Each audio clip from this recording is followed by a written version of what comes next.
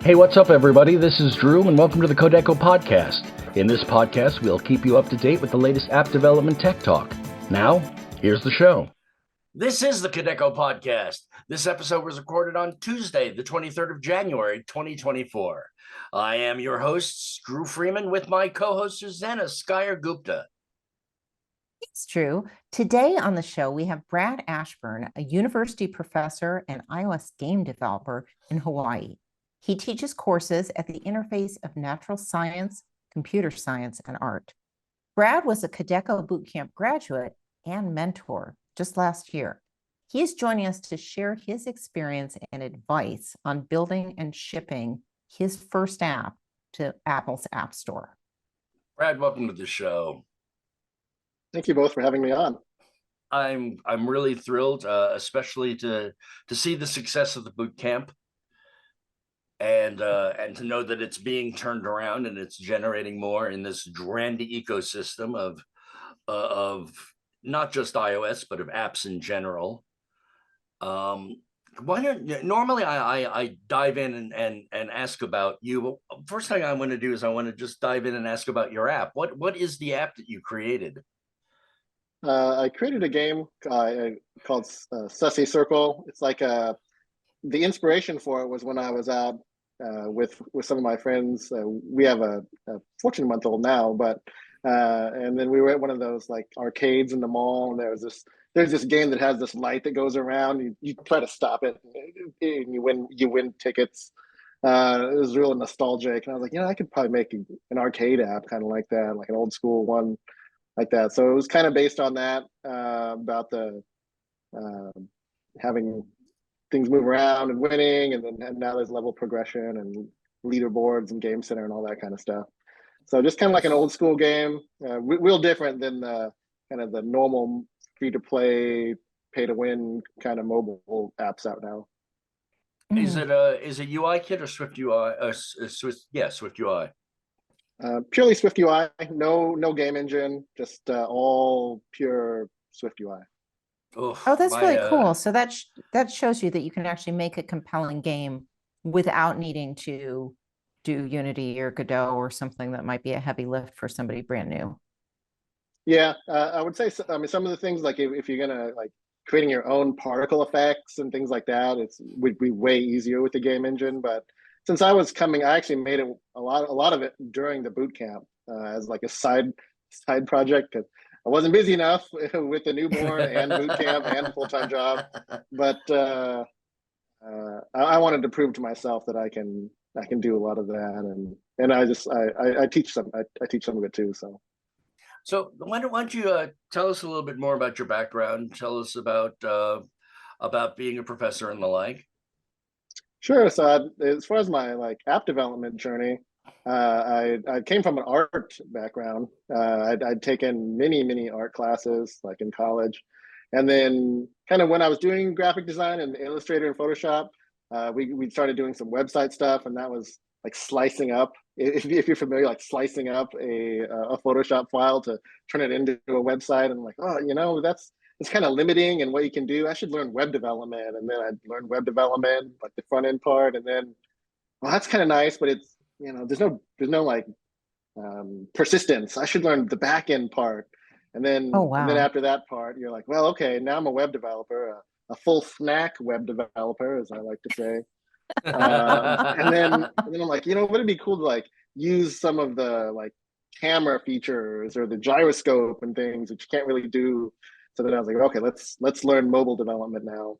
And then that's kind of my progression for development.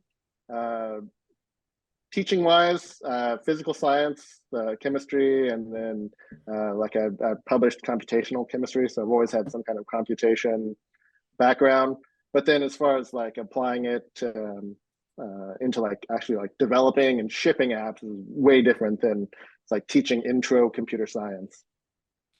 Okay, so the big question: graphic design and computational chemistry led to an arcade app.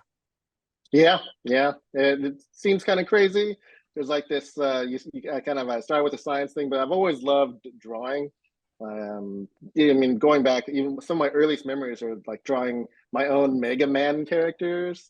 You know, like I mean, really in really old technology, really old arcade technology. But so digital art's always been a thing. But then I pursued the sciences, and then when I got a job teaching, I could take classes for free.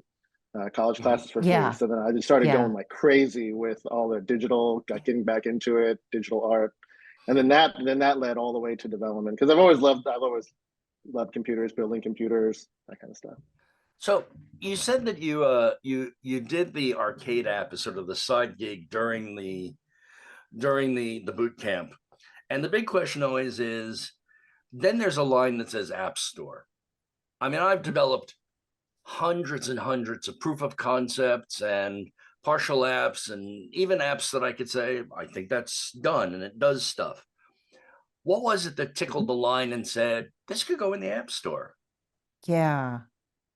That's a good question. I think for me, well, beyond just like the desire to do it, is uh, like when I think back to like when I got the first iPhone, like when Steve Jobs, came out, they didn't even have the ability to put apps on it, right? In 2007, but when he unleashed the App Store and there was all these amazing games, the mobile gaming market was way different. It's you paid, and then the whole cycle of how you do in-app purchase and stuff. And now when you look at games, they have a certain model, and for good or bad, that's kind of a different question. But I wanted to kind of develop something that was more, say, nostalgic, gets back to that kind of era, and then I wanted to have utilize my design background I put in lots of work in creating assets. I think that's something that so if you're like creating an app and this is your very beginning, don't underestimate the amount of assets that you're going to need for your app. And if you need like to hire or to have a graphic designer help you out, or an illustrator or an animator, there's a lot of hats you wear when you're bringing it to the App Store. And kind of getting back to your question is, I thought that I could provide the polish that it would need to actually be like an Apple App Store worthy app. How do you know when it's ready? And I think eventually, after I got done with a round of beta testing, at some point I was like, this could really go on forever. But so I was like, okay, I'm going to ship it, and I'm going to iterate it as soon as I start getting feedback. And it's gone through some major iterations. It's way better now.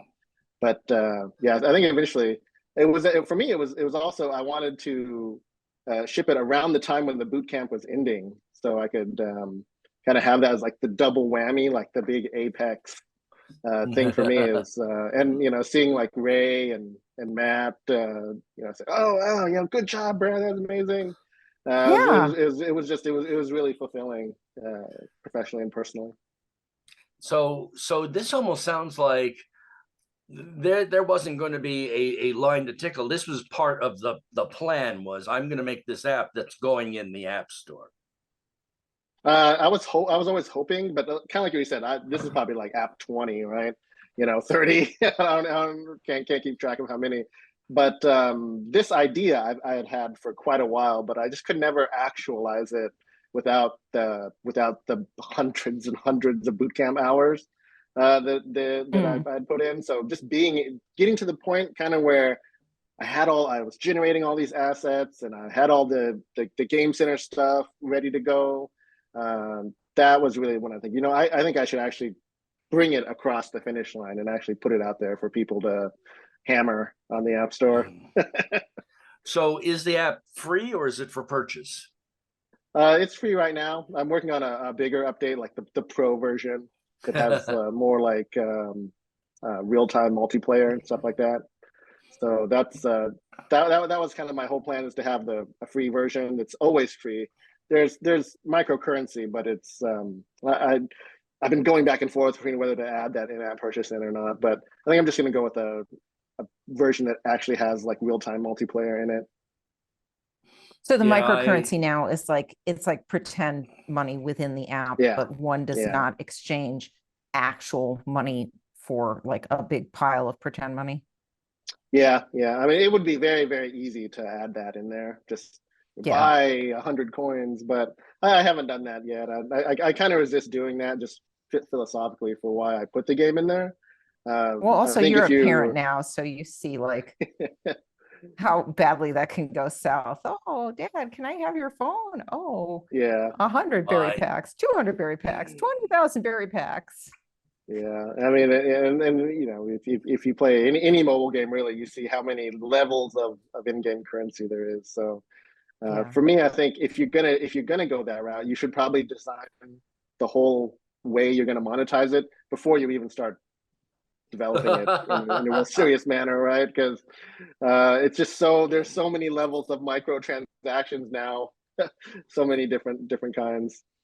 I'm sorry, I had to laugh because I'm in the progress of going from my 1.x version to my 2.0 version, and all of the in-app purchases are going to be turning into in-app subscriptions, and that's pulling that lever across to say, well, I've completely misthought how I was going to do all of the internal money of this app is just it's a little bit of a nightmare. It's Yeah.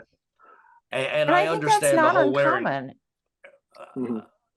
No, I mean you really, from an app point of view, don't have that full idea of how users are going to wrap around it until users wrap around it.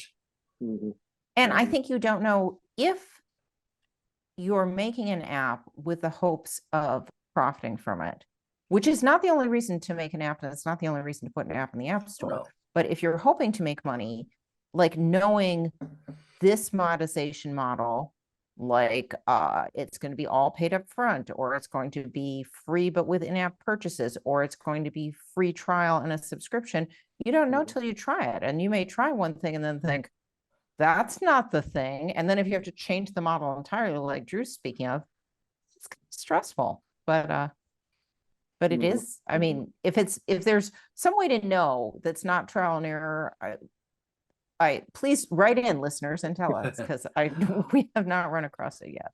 Well, that's the thing, is I think every app developer has had to invent the book for themselves, because there is no, like in development itself, there's no one true right way. Yeah, and pricing is its whole own discussion, but but like try it, see what happens is a key part of that discussion.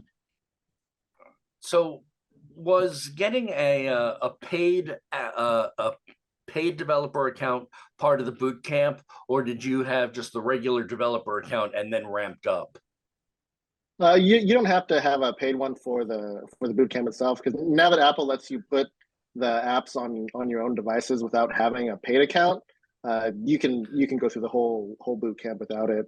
I would probably only recommend getting the actual one until you're real close to submitting it or into test flight for beta testing. I was wondering then you have to pay. But until then, I would probably just keep it. Like I wouldn't buy it at the beginning of the boot camp. I don't think that would be, save yourself a few months. But I mean, the cost of being an actual Apple developer compared with some of the other development programs that are out there is still very inexpensive. I'd say it's under except for you have to develop on. You have to develop on Apple hardware. I mean, actually, it's kind of held to be the opposite, you guys, that like, because the hardware cost is so high, relatively speaking, it actually is a pretty high bar to entry, this, developing for this ecosystem as opposed to Android. But so I'm sure there are people out there listening who are thrifty, or maybe wish they weren't better in a situation where they really have to be, who are not going to pop for the developer account until the last second. But that second is like, you can't use test flight without the developer, the paid account, correct? Right. That's the point I would recommend doing it. Like for me, at least I'm using like a 2019 Intel i7 MacBook. I've never had a problem building on that. So yeah, I don't know if you need like the latest and greatest. I mean, of course, who doesn't want like a Mac Ultra Studio, but you don't need too much as far as it doesn't need to be too brand new. Yeah, pretty much the only reason you'd need an Apple Silicon Mac for development is if you're doing Vision Pro development. And yeah, if you're doing Vision Pro development, then you have a little extra funds to throw around for an even more expensive piece of hardware. Which is exciting. Which is exciting, yes. And those who are listening can guess which of the three of us has already ordered the Vision Pro. So we talked about the fact that you'd taken it through a couple of betas and you said, now I think this is good enough. What were some of the things that did say to you, this is good enough? The term we hear in the business world is MVP, which isn't most valuable person, but in fact, minimal viable product. What is it that told you in the beta process that this has got the right luster on it, or this has got the good functionality? Where did you know to stop?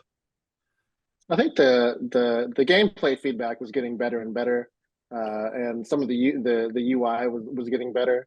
This is where the beta testing, it really helps, especially if you're, I don't know, maybe if you're going through the boot camp now and listening to it, or you're thinking about it. Getting that critical feedback, even though it always stings a little, is just so useful. Oh yeah. Tell us more about the process. So let's say you've got an app. You think like, I mean, anything that you've created, you're like nervous to show to other people, but you're like, okay, I keep hearing I'm supposed to show it to people. So how do you do it? What does beta testing mean? How do you get the app in front of people, and how do you get the feedback? So for me, I send it out to my friends and family. That's probably the best thing, just because then it's like really low, low bar to like. And you did that via like a test flight link, which is Yeah. something you set up within your developer account in App Store Connect.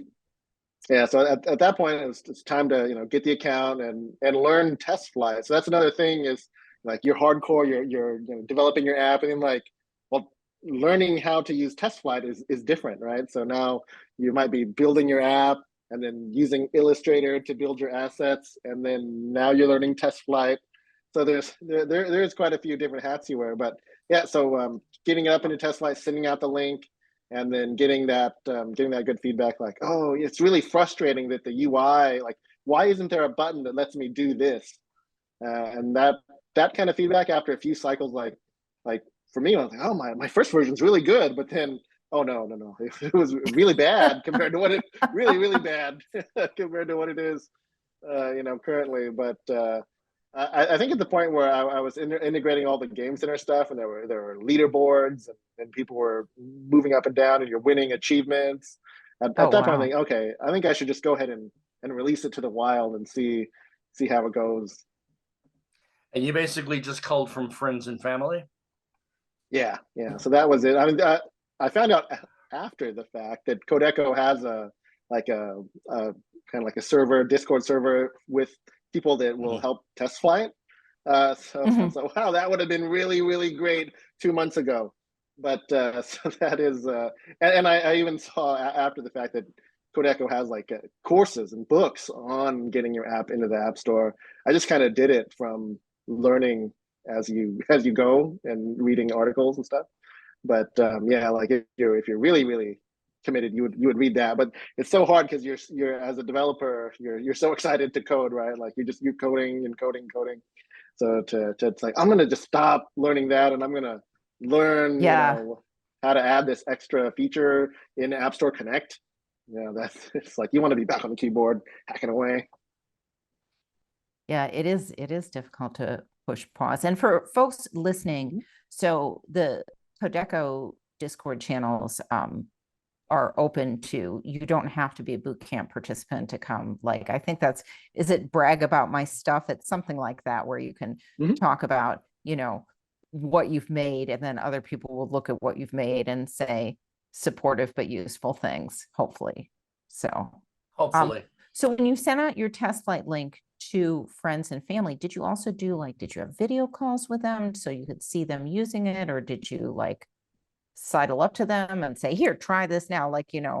We think of it in the industry as hallway testing, look, I've got an app. You want to try my app? Here, use my app, The second one, the more seeing people use it in person, and also just getting a lot of feedback with just calling them and texting them, or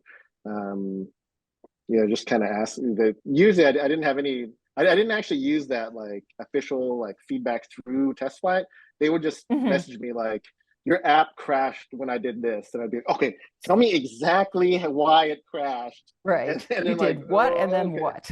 Because I really want to know when it crashes. It's kind of weird behavior, right? But when it crashes, it's okay, that's really awesome. Now I really want to figure out why, because I don't want it to happen to 1,000 people.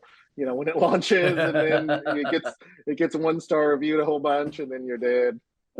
That's something we should probably go into, is that ecosystem of reviews, stars, placement on the App Store. Those things are all inexorably linked. That you really, one of the things that a lot of people who don't deal with the App Store don't understand is that your app has to not crash while they're evaluating it. A crash during evaluation means we send it back to you and say it's not ready. Right. And that's in the App Store's best interest. They want apps that are working on the App Store. But then you get ratings, you get users. I take it you get the reports from week to week on how many people have had impressions, how many have downloaded it, etc. Yeah, that's always really nice to see that kind of data. And then also if you do the Apple search ads, the basic and more advanced tier, you can get a lot of really specific metrics depending on what you're using. And we could really do an entire episode on Apple search ads, which is the mechanics of actually paying Apple to place your app a little higher in a search. It would be interesting if you're listening and thinking, wow, I could use some tips on making the most of Apple search ads. Please let us know, and then we'll see if we can find some experts to speak to that, because that could really be helps. Episode. It really helps to get more users. And one thing is, if you do the basic, if you're just beginning, you get $100 free credit. So if you think you're going to ship your app and you're new, you get $100 free to just try it out. So I would say just try it out. Yeah. So there's no reason not to. That initial period where Apple kind of gives you a little bit of bump because it's just brand new. Then really go for it. It's free, kind of $100. Yeah. So Dru was starting to talk about okay, if you submit an app and it crashes while Apple is evaluating it, well, yes, they are going to reject your app submission for obvious reasons. And I think it's fair to point out, this is that's a key thing that differentiates the Apple App Store from, other app stores, is if you in theory, apps in the Apple App Store should be of a minimum level of quality. So in submitting this app, did you have any rejections? Did it go smoothly? Tell us about that. I initially got rejected. So that was kind of totally devastating, but very, very, very quickly recovered. I remember it exactly. I was programming in Starbucks one morning. And I submitted it, and then of course you're refreshing App Store Connect every 5 minutes, thinking, okay, it's been another minute. Come on, Apple, review my app. But then finally, then you get that message. It's gone into review. I'm yeah. And then you're oh, it's been denied. Okay, I'll read it later. I'm going to go to the gym. But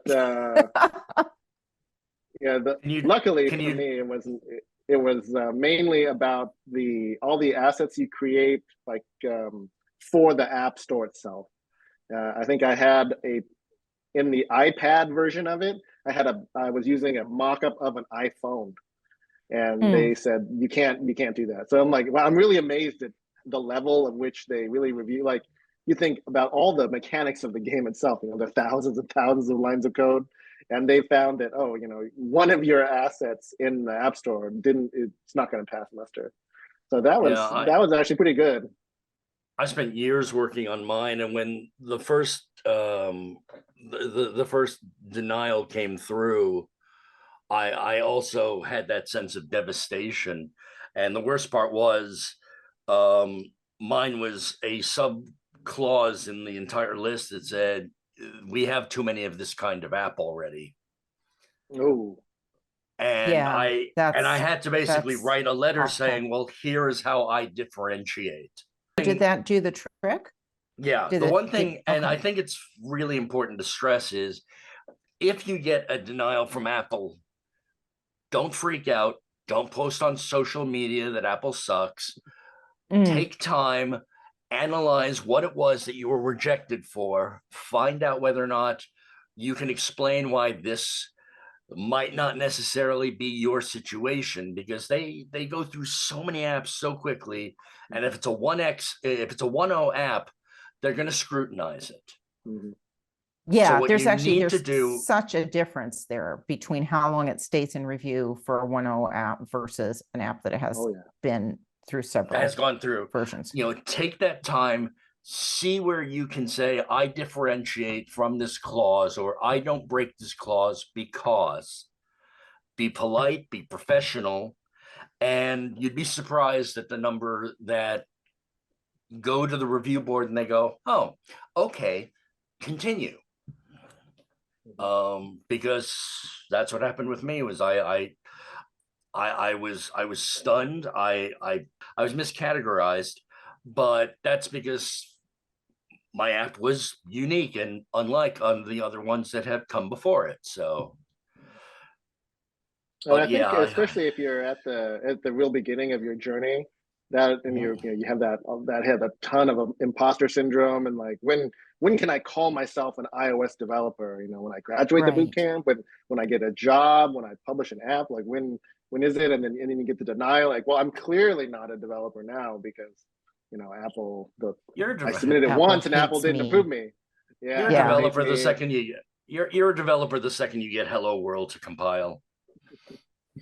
So that's I think that can be, you know, tough for new either bootcamp grad or just new self-taught developer. You know, that kind of acceptance. But yeah, like you said, persistence, and really the feedback was extensive. So, you know, I think they want you to get it in, you know. So definitely use their feedback. They went through the effort to review it. So, you know, take it and then try and, like you said, do the professional thing. You know, be a professional developer and fix it.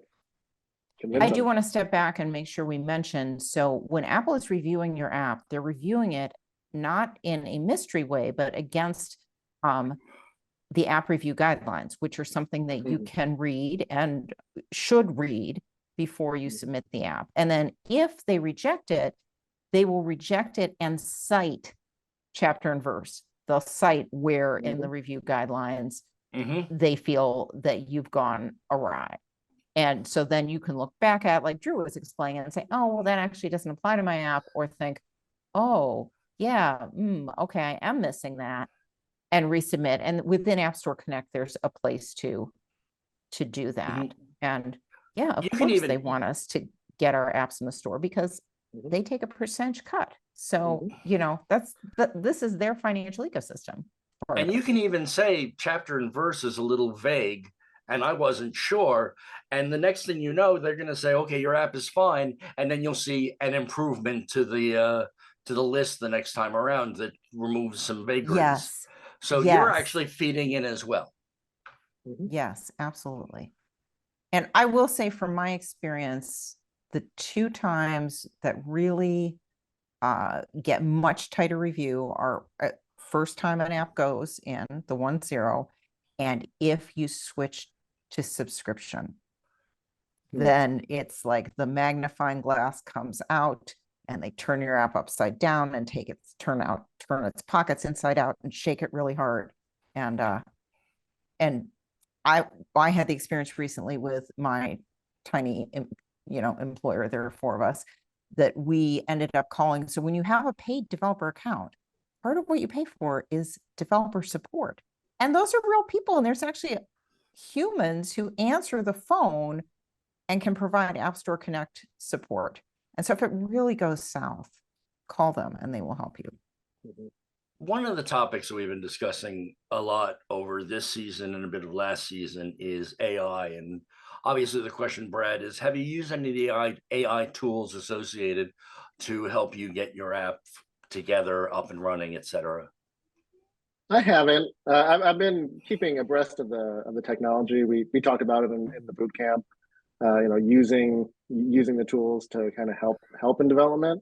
And we've probably all seen like different hacking with Swift or all the different people kind of like, look, let's see if ChatGPT can build an iOS app, and then it turns into a disaster or something like that. But for me at least, especially coming from like an art background, I kind of feel ethically not that great about using generative art that come from AI because of like how they train those learning module, how they've trained the model. So like I would kind of feel bad like until they create some kind of compensation model for artists. I would feel bad like with using that. But as far as or even like code that's been if it's not open source code, then where'd they get that? But so for me, I haven't. But I'm probably behind the curve. I know that it's coming, and we're probably going to be expected to use it in employment pretty soon. But at least to make it your development time faster. But I didn't use it for mine. That's fair. That's an interesting response. I wonder, like, you're really great at creating the assets. Yeah. Like, so it's not compelling to you either because like you already know how to make beautiful art. Yeah. And then like if you had maybe even if you had the talent, but no time or desire, then, would you generate it? Or would you pay an artist to do it? That's kind of the ethical thing that we have to consider. One of the questions that came up for me was if I were to use AI to create something and it was too close to another artist's work, do I run a risk of them suing me for going over their work? And that's another question. That there's another topic that we could spend a lot of time on. I was in I think it was an iOS dev happy hour where the question came up about, what risks do I have being sued?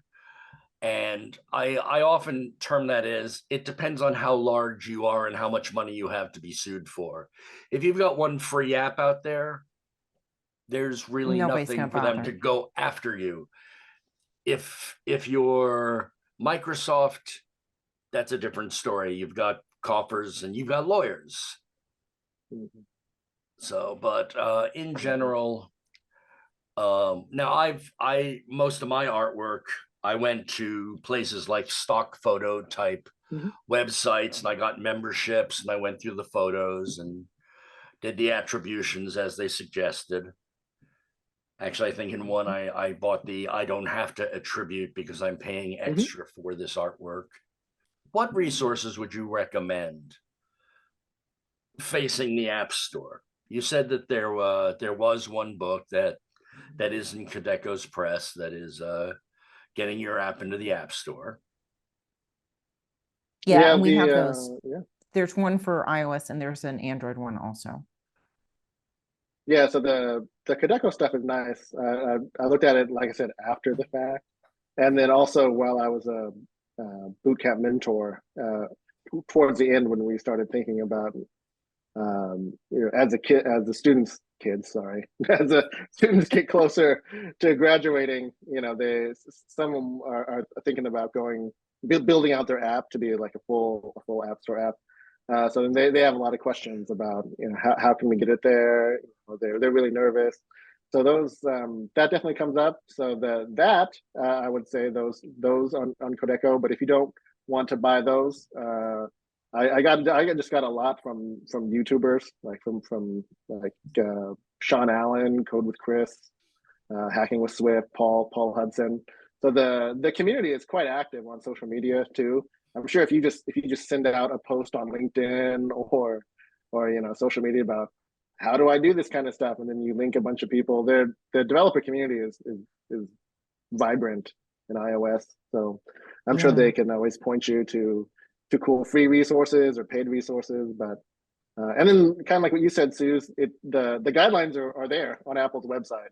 So if you Yeah. really want like the Bible of how to do it, go to the first party, go to Apple and look at, okay, I'm going to need a 5.5-inch screen. I'm going to need a 6.5. I'm going to need iPad going to be this. I got to do another generation iPad that, and the video has to be this length.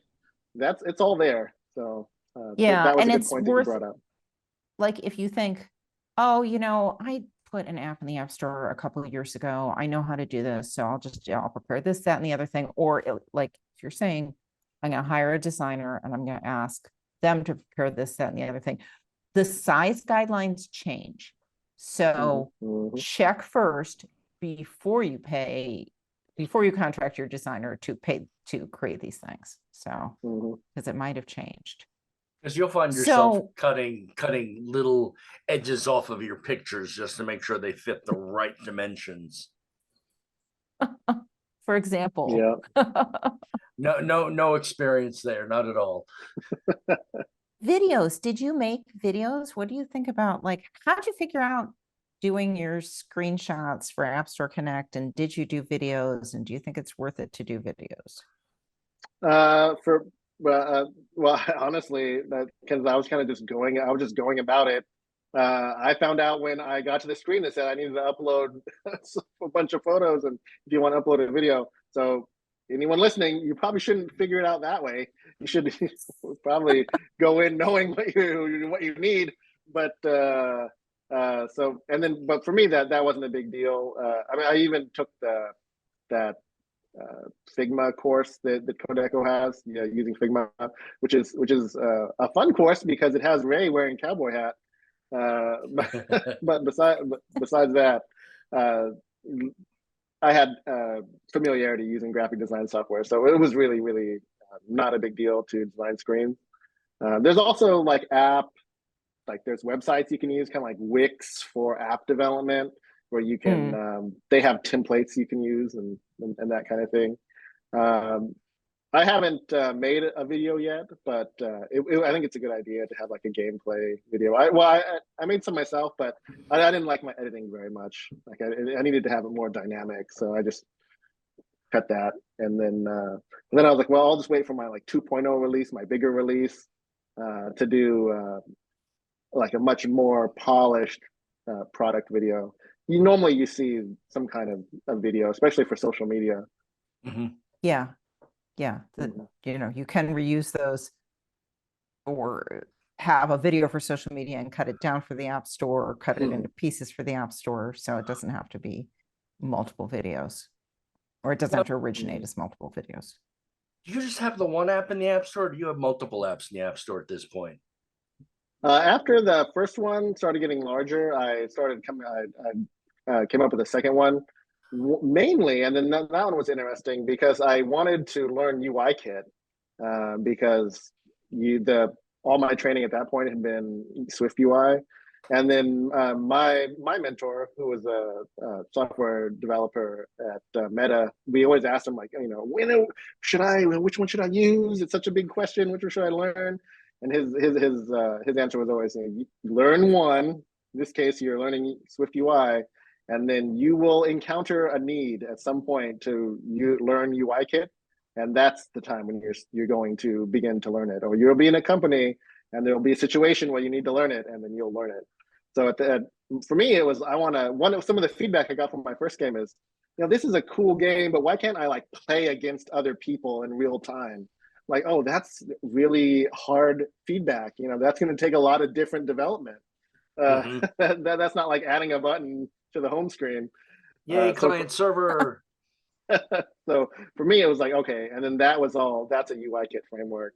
So then I wanted to develop an app that kind of did that. And it was also kind of based on an arcade game that I've seen. But then I wanted to use that. My idea is to use that and then bring that into that pro version of my other app. So it's kind of like, okay, I can bring all this knowledge together, and then yeah, so that's app number 2. All right, so go ahead. So what was driving you was the desire to learn this new, user interface framework, the desire to learn UIKit.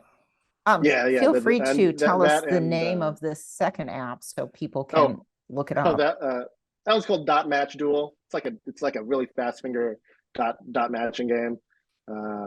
So kind of like that fun. Same kind of arcade style, just really simple, easy to like pick up, like fast, play it real quick, and then just shut it down. There's no like daily task, just with all that. Anyway, we get into the design, right, where you don't have to like keep coming back to it. It's like really a lightweight, casual game. Yeah, so like hyper casual, it's in that category. So that's it was really that, and it was kind of the desire to bring that technology into my main app. And then as I was building out kind of like this proof of concept, I'm like, well, this is actually kind of fun and cool. Let's make it its own thing. And let's make it its own thing. When I was looking at like the competition, because like, I mean, as you both know, you have a lot of it is having an idea and then looking and see what exists. So if you see 100 different apps that are the exact same as your idea, then maybe you should pick a different idea. So that's kind of, I didn't see too much that was the same like that. That's that whole find that differentiation. Yeah. Mm-hmm. So now you developed your primary app while you were in the boot camp, and then you became a mentor of the boot camp. How did your experience getting an app out translate as a boot camp mentor? I think it gave, well, at least for the students that really want, I would say probably all of them do want, but for the ones that were really close, like they were closer to getting their app to be there, then I think that adds a certain amount of credibility. At least I got a lot of questions about, what was the process, and just how do you stick with it. But I gave a talk in the boot camp about, well, basically like this, but more detailed about how I went through it. So I think that leaves some kind of, it gives you some kind of credibility. But then also I'm still new, like I'm still very new compared to like I said, my developer or my mentor been a developer for 15 years and was working at a fan company. So as far as approachability for the students, like at their level versus my level, I'm much closer to them in experience. So I think that made it a lot easier to reach out to me and say, can I be your Discord friend, and can I ask you some questions about how, like, would you be a beta tester for me, versus asking, like, Drew, could you be a beta tester for me? That might be a little more intimidating. Yeah. I hope not. I don't try to be intimidating. So how much time from original idea to publication did you have for the game app? So from the original, this is kind of interesting. The original idea, I think I had, it was probably back in August of the previous year, and I started the boot camp in the end of January of last year. So I had tried to make it with my knowledge of like going through some of the free stuff out there or mildly expensive stuff. Interestingly, I actually tried to build that Kodeco Bullseye app when the course was free. It was like, oh, that one's really tough after a while. But then because I was a pretty, even though I took computer science classes, there's a big difference between computer science like C++ and then building an app, right? Like going from terminal to there's buttons and stuff. So that kind of thing, and managing state and data persistence. But so I had tried to do it, and then it didn't work. And then I had no plans of building it during the boot camp when I started the boot camp. It was just I got to this point in the boot camp where it was really, really tough and frustrating. And then I was like, I had an accountability buddy, and then I really liked her mentality, like her philosophy was, when you get like you come into this, and a lot of people come into boot camps with a lot of experience in their field. Like you're an expert in your field. You're not used to feeling really like dumb or not knowing answers. So then like you have this weight of expectation that you put on yourself. Like I should learn this fast, and this expectation kind of crushes you down. So it's like replace her thing was replace that expectation with curiosity and exploration and discovery. So I said, okay, that's good advice. So I actually took a step back from learning asynchronous Swift, which is complicated. And then I was like, I'm gonna try like drawing some assets for that old game that idea I had 5 months ago, and then like try to start building a framework out. And I remember that night actually, because I probably went through like maybe it was 6 hours straight where I was just building that thing. And I was blown away with how much better how much farther I could do just from that amount of boot camp so far, and how far my skills have come. So at that point, that's when I was like, okay, so that's cool. I still didn't have any. Still didn't think I could publish it to the App Store, but just the fact that like I was building like the functionality that I wanted, like I could see how the data could move back and forth between the different screens, and to actually have like gameplay, and even going back because I recorded some videos of sending it to people and things, as how rudimentary it was at the time. But to me, it was blowing my mind. Like, I'm a developer now. This is freaking amazing. I love this. So and then kind of getting back to your question, it was my really long-winded answer was probably from ideation to publication, probably like 8 months. Which is amazing for an app in general, predominantly because there's usually, I mean, a lot of ideation, a lot of subsystems. The reason that I asked this was actually a leading question to find out if you had to deal with rolling with changes in Swift UI while you were developing it, but if it lived all within the confines of the boot camp, then you've got your set of Swift syntax for Swift UI, and you're not really dealing with, oh, now Swift X has come out, and now I have to start using these changes or these new things. Or did any of that happen during this? Is that you discovered a new Swift class and was like, a new Swift UI class and was like, oh, this is great? Not really. There was like a version update, but then it didn't change much for that one.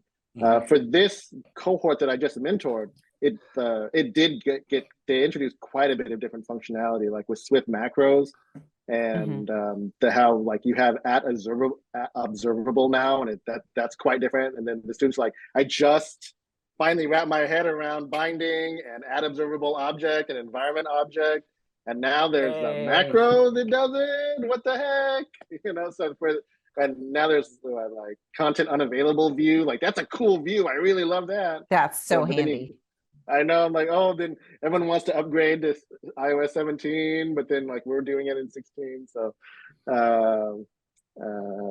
so I personally didn't encounter that very much, but this current cohort did encounter some of that, where it's like, you really want to use that shiny technology. Our kind of advice was, if you're thinking about working as a developer, a lot of those apps you're going to be working on aren't going to be publishing apps to iOS 17. You need to support a few versions back. Older. Older. So then, don't be stressed out that you're not implementing the brand new cutting edge thing that Apple just talked about, because you probably won't be in your company, at least not for a while. You have some time. That was the advice I was given as well, was that if you're an indie app developer introducing a 1.0, well, you're setting your audience, go ahead and go for the gusto. But once you've got an audience, you have to cater to their needs, and some of them may not update. So as a result, now all of a sudden, as you're heading into your 2.0, it's like, well, is my 2.0 going to say you got to update, or is your 2.0 going to say I'll be there for you? And some developers take it as some indie developers take it as a writing off point, and some people take it as I need to cultivate my audience point. Obviously, with the bigger companies, it's much harder to turn the ship. I worked for many years in ed tech and like schools. They hold on to old technology for a long time. So like you have to support way back, because they're still using the iPads they got with a grant 6 years ago, Oh yeah. No, I was just going to mention that kind of along those same lines is if you're developing an iPhone app, then are you going to make it specific to supporting iPad? Because so then or you're going to get that scaling issue, right? Where yeah, you can submit it to the App Store, and someone on iPad can use it, but it's just going to have that But it button you doesn't hit, look and then great. it Yeah. doesn't look good. It's not optimized at all for the bigger screen. So then, are you going to support multiple devices? So those kind of things can get you if you're not if you're really really new. Don't call me Anything out else? like that. I Or did really like one of the things that I took away from you sharing your timeline, your ideation to getting it in the App Store timeline is it's okay if like you have an app idea and then you're like, I'm going to try and make it. This is really hard. I need to stop. I'm going to go away. And then you come back and learn more and try again. And all of a sudden it's like, whoa, I can really do some of this stuff now. So yeah, it's okay for the journey to be nonlinear and you can oh yeah. still get that app in the App Store. I would say And it's super hard to be linear. It's this weird spirally thing of ups and downs, and you dive real deep into the free Stanford course, and then that gets hard, and then you dive real deep into Code with Chris, and you get the premium version, and you cut that, and then I'm gonna go hacking with this Smith, is and then so familiar. Angela Yu's course is the next big thing, and then okay, no, Kodeco is so stick with one, with the one you want to use, stick with one, and really learn it, and then and then enjoy stop when you're driven nuts and go back to your app idea and then here you see how are, much you've you can come out, do. you finished the course, you're a boot Mhm. camp mentor, and you have 2 apps in the App Store. So that's pretty amazing. And It really gives you the heartening. confidence to build what you want, like to build what's up in there. That's a really neat skill to be able to have. Is we consume a lot, right? So to be able to build things, that make people happy, I think is just a really really amazing ability that we can distribute globally. And that's what I tell a lot of my students is we have this global distribution with apps and those cool things. Don't just be a consumer. You can create it. You can do it. Like apps are made by people that are just regular people. Right? We're just all regular people who all have the same strange desire to develop code. who love writing code. So one of the escapisms that I find when I'm caught in a loop is basically to take my hands off the keyboard, and I'm going to do that to you now. What does Brad do when he's not attached to a keyboard or in the teaching profession? What is fun? I like Other than more gardening. coding. I like gardening. I have a citrus container garden and a big banana trees. I don't have a very big yard, but I just kind of do what I can in there. So I like fighting, which I didn't have really any experience, but eventually when the trees get big enough, you realize you're fighting a perpetual battle against bugs eating your plants. So, but then they do become butterflies, which is really pretty. Sometimes I think I just have a butterfly farm instead of a garden, but gardening, which is and then also good. Yeah, they're beautiful. And then I have my daughter is 14 months old, so which is another funny thing, because like I started the boot camp right around the time she was born, right? She was only 2 months old. Wow. So there was a lot of that boot camp was done at between 2 and 4 in the morning, and 2 and 5 in the morning, because you're awake constantly. Like, oh, well, I'm awake and I have an hour, so let's plow through 5 hours of concurrency lecture. That kind of thing. So we had an episode, I think it was last season or season before, on like how do you balance working as a developer and being a parent, and there you go. There's real talk. Yeah, play things on double speed while after you change the baby and while you're doing the bottle. Oh yeah. But that quiet time, you really, like I mentioned before, when I said, oh, I had 6 hours to hack out that, some things like that would never happen anymore, but or it would be really early in the morning. So I give a lot of those students credit. But yeah, for me, it's gardening and playing with my daughter is probably the most fun things I do besides eating the delicious food here in Hawaii. Ugh. Which island are you on?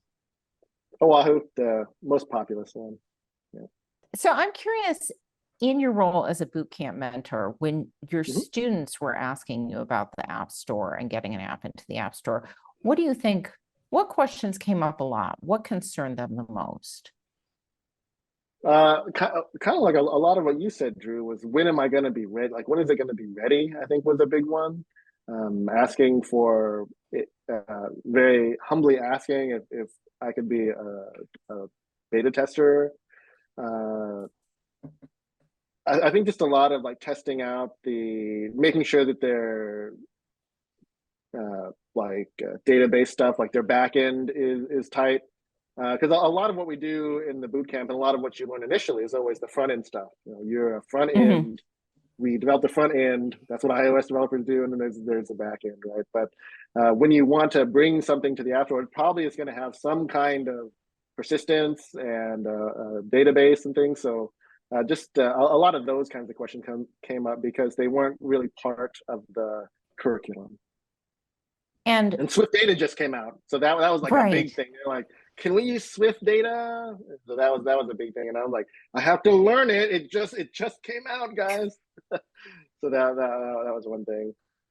You brought up and we both brought up that concept of when is it ready, and I'm always reminded of songwriter Paul Simon, who was once said, he writes great stuff. He just needs to learn when to stop tweaking it.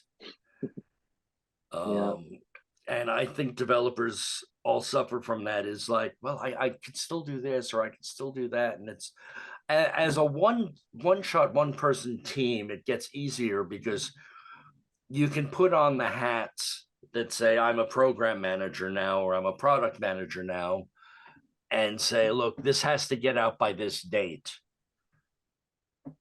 and that can be a very very sobering way of saying it has to be done. But so finding something like setting a milestone for yourself and then just going for it, like forcing yourself to do it. Yeah, the milestones are definitely worth it. Heaven knows my 2.0 has already slipped one milestone. So and I think another thing that at least a lot of people in the bootcamp experience was working with Git and collaborating with people, especially if you're just like solo in your, working in your bedroom. That's going to be really, really new and incredibly hard to learn initially, like working with PRs and whatnot. So then you get a lot of that helping people with that and doing comments and helping them with just learning workflow. Yeah, the pull request workflow. Yeah, that's pretty essential to learn for working on a team. Do people come to you with questions about monetization? I mean, do we have any advice to offer people who are just putting first apps in the App Store about subscription versus in-app purchase versus pay up front? Charge for everything. Yeah. I haven't done any subscription like that, or even I've kind of resisted the in-app the microtransaction thing. So I'm probably not the best person to ask that. I haven't had any experience with that, but Drew would probably know a lot better. But as far as like people asking me for advice, I haven't really experienced anyone asking. So I'm not sure if the students are going to charge for their apps or not. Like the ones that I've talked to, a lot of it is kind of like they want like a really major, large portfolio project to show to employers that they can make a very substantial app, and they probably just want a lot of users initially to just be using their app to get feedback and iterate it versus charging upfront. Interestingly, I received advice from a vendor at a conference. Now, and it wasn't a tech conference, it was a sci-fi comic conference. He was selling chainmail constructions. And he says, the most important thing is don't undersell yourself. It is very easy to believe that I should charge the minimum amount of money for my work and pray that I get all the users that'll compensate for me charging so little for it. But the truth is, 500 users paying 99 cents and 100 users paying $4.99. Right. It works out the same way. And the people who put that money in are more likely to give you the reviews because they put their money where their mouth is. And I did the same thing. I undersold myself in a lot of places, and I realized going through it that I practically gave away a lot of the harder technologies. Yeah, especially with the App Store allowing for lower and different increment. Like you can sell things for 10 cents. That's a big. We don't want to get into a race to the bottom. I think that'll hurt the whole community. I remember when S-Mule was some of the first audio musical apps. And S-Mule was also one of the first apps that I saw come out for like $19.99. And I was like, that's ridiculous for an App Store app. And then I saw what they did and how much was in that app. And I was like, they understand what they're doing. They are a software company. And I think, hopefully for those of us who are in this business, we should be at least willing to pay real money for something that's well put together. But I know even myself, I'm very hesitant with subscriptions just because it's so easy to forget what you've subscribed to and just be like, I'll take another one of these, and Yeah, especially with game development. If you're going to do this for a career, or you're going to you want to make a lot of money, then you really need to think about it at the very beginning, and make that a good solid choice, so you can really not have to do a total switch in the beginning, because in the middle, because that can add a lot of development time. So I think that is a really good point, that if you're going into it as you're hoping the app itself is a successful commercial venture, then you need to be more mindful than if you're going into it because you're a hobbyist developer, something you're making for yourself that you want to share, or it's for your portfolio and you're planning on working corporate, which are that's an easier way to make money. This is a really hard business to make money in, but that doesn't mean it's not tons of fun. Yeah, you've hit on a topic. You've hit on a topic that could very well easily be an episode unto itself. Talking about the concept of getting an app in the App Store is one thing. Getting an app and making something commercially viable out of an app you've put in the App Store is very different. And the only way, the suggestion I do make is that if you are putting an app into an App Store that is going to make money, suggestion is that you go through all of the rigmarole to be an LLC, if only to keep your hobby money separate from your personal money. That's good advice. It's most people who are doing a side gig app are working corporate. And now, I'm not a lawyer. Please do not jump on me for legalities or the like. I'm just somebody who wanted to keep my fun money. Well, right now it's my fun money off to the side. I'm barely getting enough to pay a utility at this point. So big hopes for the next year. Would you, out of curiosity, if you're going to house your app as an LLC, would you have the LLC have its own Apple developer account separate from your personal account? Pretty much you have to, because there are personal dev accounts and there are business dev accounts, but there's just so many things to crawl through. And like I said, that unto itself could be its own episode. Yeah, I heard that Sean Allen was talking about it. He created his own app developer just for the product, because he really wanted to monetize like that. It was going to be a big product he wanted to do. So de-linking it from his personal stuff, that you could just say, if I'm going to sell this app, this big, amazing app, then it's not linked to his personal developer account. You get the own developer account. So if you sell it, then that developer account goes with it. Yeah, the first thing that okay. the first thing your app should pay for is the developer account. Right. Which does mean you have to have some kind of monetization. Maybe there's a way to do just like a tip jar. Yeah. Oh yeah. You could have a tip jar pretty easily. You can have a tip jar. You can have a link to Patreon now. Oh, okay. And then also just like, are you going to build it natively, like with StoreKit, or you're going to use one of the third-party Revenue Cat integration? Yeah, Revenue Cat or the other ones.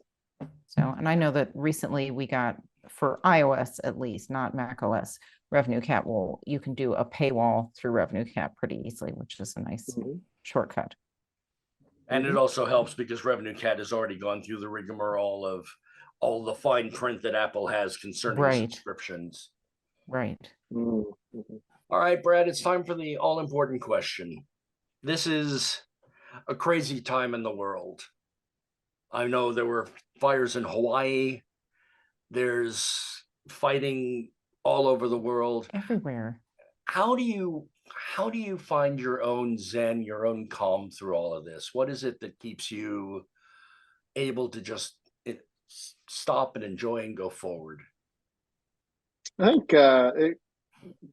the gardening, I think, is really, really helpful in that it's really physical, or going to the gym, something that is not like sitting in my chair and consuming news, which is probably the worst possible thing you could be doing as far as getting your zen on.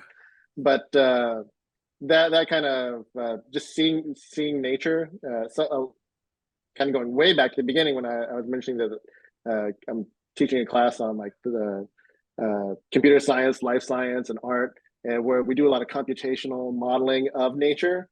Just seeing things in nature, like how the bugs work around, or how when I cut the grass with the weed eater, it flies up and then it moves over to the right, and then you get, or from an art standpoint, when you look at the shapes of your trees and things, that to me is, you can begin to appreciate.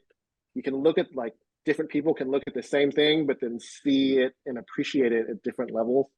So for me, being in nature and then seeing like the science and art happening all around me, that I think helps to, that's what I do. That kind of takes my mind. I'm not thinking at all about those other topics when I'm thinking, oh, that's kind of neat how that snail shell looks that ate up my dragon fruit plant.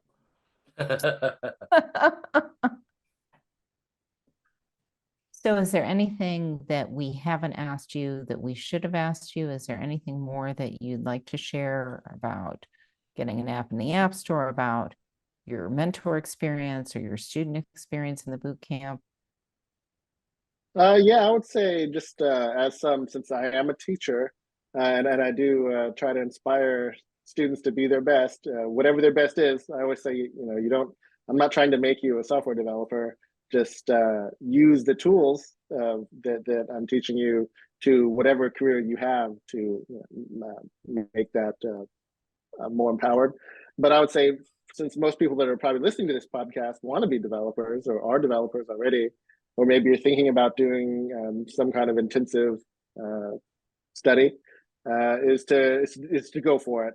Because I waffled for years if I should invest that heavily. Like, boot camps aren't cheap; they're expensive, and not just from a few $1,000s. It's a lot of time. A lot of time. If you want to be successful, it's hundreds and hundreds and hundreds of hours. So that comes with sacrifice, especially with family and whatnot. But to me, and I remember I was going right up to the wire if I should join or not. And and I finally did, and I don't regret that at all. That was a really, really great professional development. The whole year was really amazing professional development experience.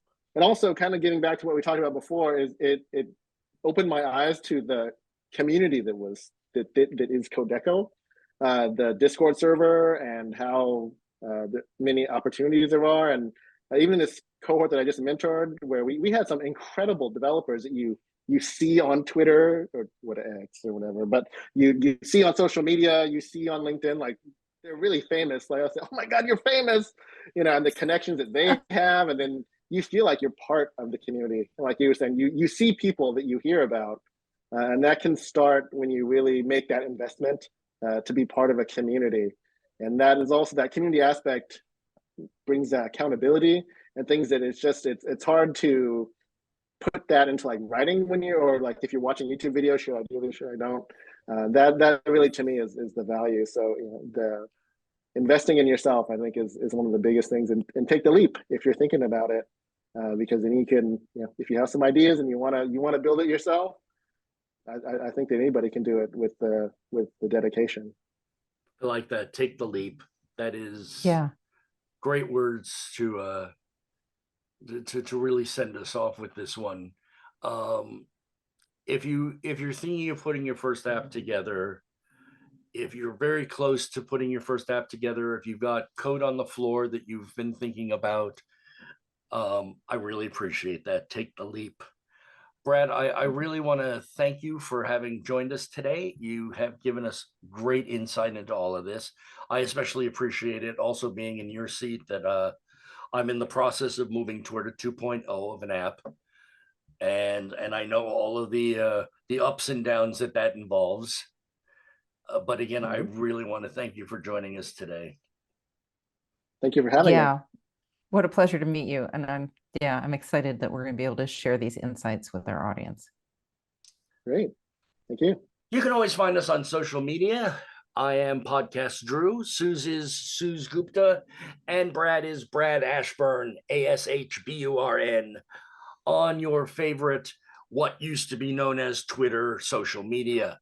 We'll be back in another 2 weeks with another episode of the Kodeco podcast. Until then, I thank you for tuning in. Have a wonderful day, night, evening, as your day, night, evening may be, and we'll talk to you next time.